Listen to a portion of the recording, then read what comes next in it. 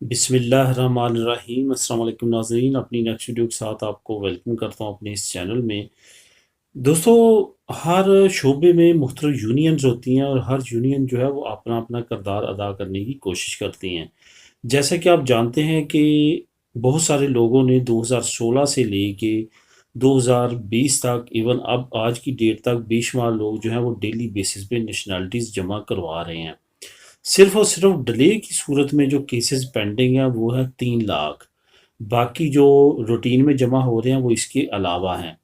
जब मार्च में इस पैक्ट का ऐलान किया गया तो उस वक्त यही उम्मीद की गई, बहुत ज़्यादा खुशी मनाई गई, ना सिर्फ गैर मुल्कियों ने मनाई बल्कि जो अक्सर खैरिया के लॉयर्स हैं और लॉयर्स फर्म्स हैं उनकी तरफ से भी काफ़ी अच्छी उम्मीद ज़ाहिर की गई कि बहुत अच्छा हो रहा है, क्योंकि बहुत जल्दी अब नेशनलिटीज़ पास होना शुरू हो जाएंगी।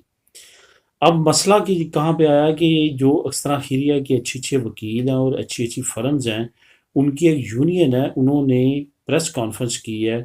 प्रेस कॉन्फ्रेंस से मुराद ये कि उन्होंने मीडिया से ये बात की है कि 3 लाख से ज़्यादा जो फाइलें पेंडिंग पड़ी हुई हैं, और हमें जब बताया गया कि इस तरह से हम प्लान लेके आ रहे हैं उन पेंडिंग फाइल्स को जल्दी निपटाने का, और जो नए केसेस आएंगे उनको भी जल्दी हल किया जाएगा, तो हमने ये खुशी का इजहार किया था कि अब बहुत जल्दी जो है वो बेहतरी आएगी।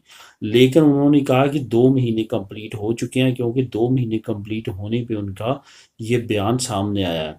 क्योंकि 5 मार्च को ये पैक्ट जो है ये लॉन्च किया गया था।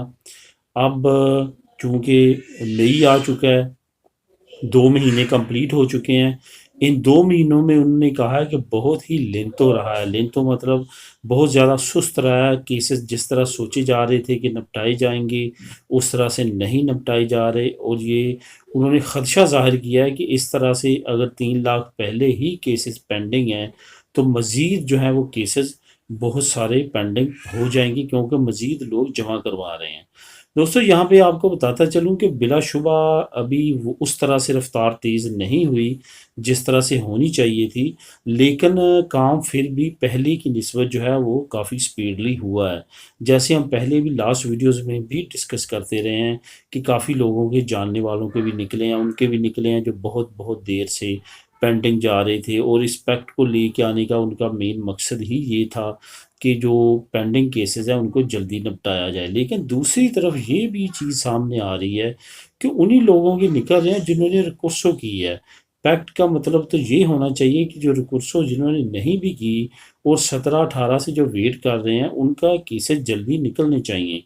लेकिन जिससे भी हम पूछते हैं कि आपकी किस तरह निकली, वो यही कहता है कि हमने रिकुर्सो की थी, रिकुर्सो पे निकली है। तो इट्स मीन के रिकुर्सो पे निकल रही है। जो पैक्ट के मुताबिक जो कह रहे थे कि तेज़ी आएगी या उस तरह से वो तेज़ी देखने में नहीं आ रही। यही लॉयर्स की तरफ से कहा गया है।